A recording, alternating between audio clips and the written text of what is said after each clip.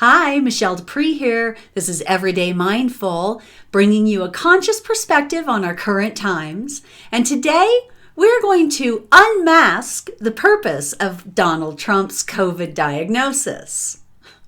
So let me share with you what I understand about this event, intuitively what I understand about this event, how it's affecting Donald Trump, what it means for him, the purpose for him, as well as the purpose for us.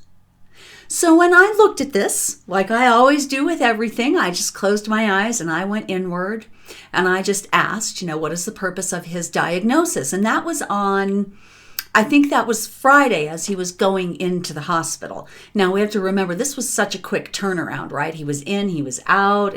He's not doing well, he's doing great. Nobody really knew anything. And so I went ahead and went in right then when he was going into the hospital and nobody really knew what his real diagnosis was. And the first thing that I noticed was that this was really, I'm not going to necessarily talk about, I didn't really even look at particularly, if he was how he would fare through this situation. I didn't want to look at sort of that death aspect because I don't want to project that, let's be honest, even so. That's not the energy I want to put out there. I just wanted to see what this was about for him. What was the lesson here? What was the purpose for him? And the first thing I noticed was that it was about teaching him compassion. Compassion for all the other people who have gone through COVID. All the people who have lost their lives to COVID. This was his awakening, this diagnosis and his symptoms, because I do think they've been a lot worse than what we've been told. I think that he has actually had some pretty serious issues. Of course, he's got the best medical staff in the entire world at his disposal. So he's going to be fine in the long run, I'm sure. But he was really meant to get this strongly, to take him down, to make him feel that sense of desperation, of wanting for your life, and teach him compassion for other people in that same situation. But here's what I would say, right? Because it's twofold. It's teaching him something, it's teaching us something. We can look at this and we can say, did he learn his lesson? Does he ever learn his lesson? That's what I would say. Because unfortunately, he's a soul that doesn't want to grow. He is truly the definition of narcissism. He is unsympathetic to anybody else other than himself. And in that sense, anything that's meant to help him grow, to see something outside of himself, to relate to the greater whole, isn't really his work in this lifetime, or he's just not going to do it in this lifetime because he doesn't actually have the capacity. So maybe his soul would like to get some of those messages to him, but will he really absorb it? Not in this lifetime. That's my prediction. It's going to take him a few lifetimes before he can work out of this "it's all about me" dynamic that's really just driven by a mental body, has nothing to do with a spirit or an emotion or a body. So he really operates just from a very limited perspective. And while maybe he's contracted to learn compassion, he really just may not learn the message. And I'm going to really go out on a probably not so much of a limb and say he isn't going to learn it. It's just not for him in this lifetime to learn those messages and to learn those ways of being. That's down the road for him as a soul. We can hope, or who knows, it's not for us to judge, right? It's just that we can recognize that. So, although he was supposed to be learning compassion and did not, and has not, and will not, let's look at the other end of the purpose of this COVID diagnosis for him. It also affects us as people, right? It's not just about Donald Trump going through COVID. It's about the president of the United States having COVID and how that affects every single one of us as citizens of this great nation. And so what we have to understand is this is teaching us something too. His diagnosis is teaching us something too. The biggest message that it's teaching us is that he will never learn. He will never learn. He just doesn't have the capacity in this lifetime. It's okay. It just means we have to still be exceptionally vigilant.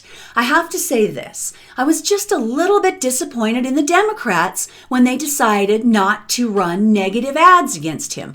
Not that I'm all about negative ads. Let's just say that.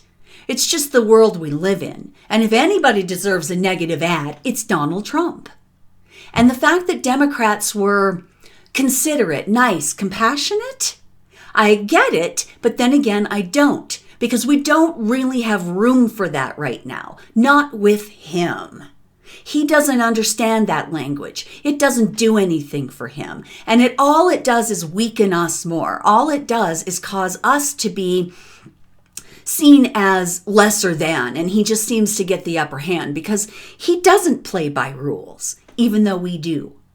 And I say abandon the rule book because he doesn't apply there. He's just outside of the bounds. And we've got to do whatever we need to do to get what is the most dangerous president in history out. So this teaches us something. He isn't going to change. He's never going to step up and do the right thing. It's funny when we hear newscasters or politicians say to him, Donald Trump, do this. This should show you what we're all going through, and we hope it helps you to do this.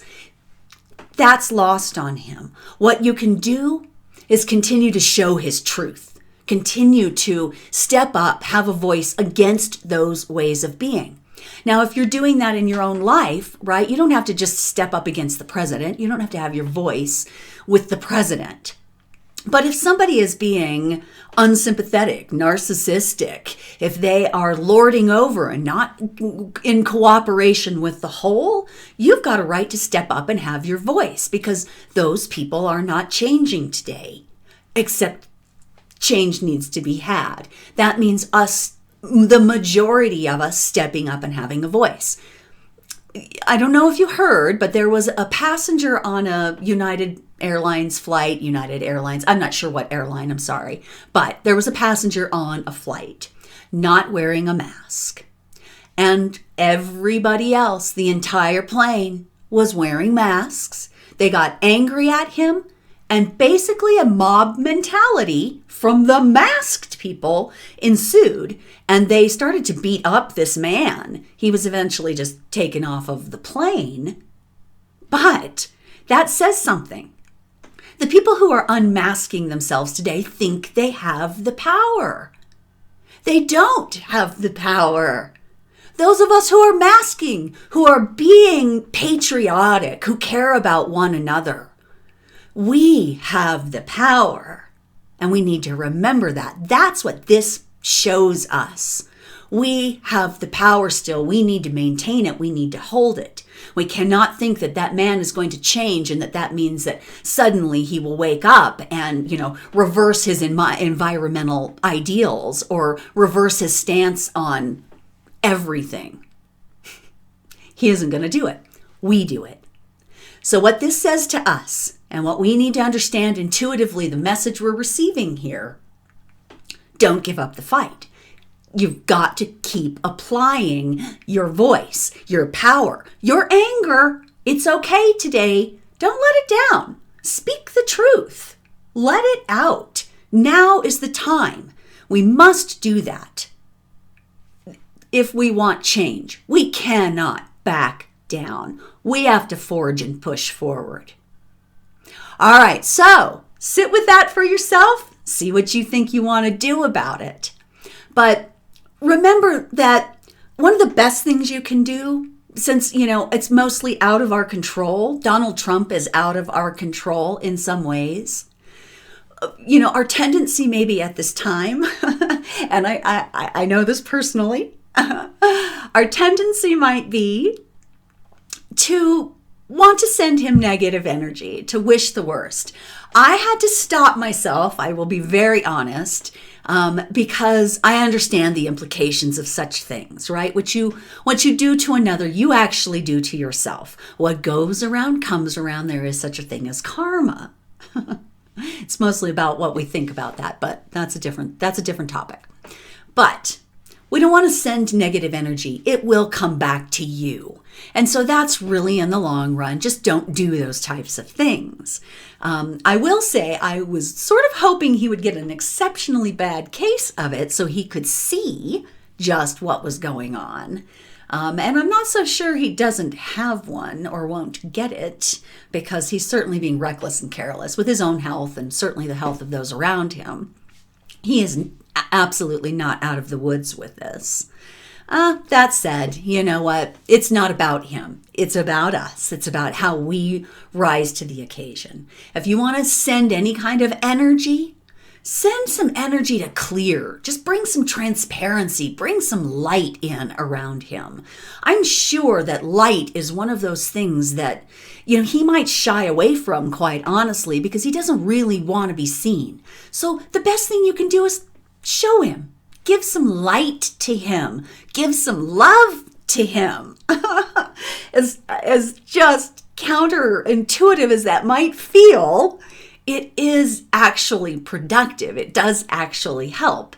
Send him love. It's if anything is going to disrupt him, love will do it. It's like his nemesis. It's his kryptonite. So send him love. Send him as much love as you possibly can.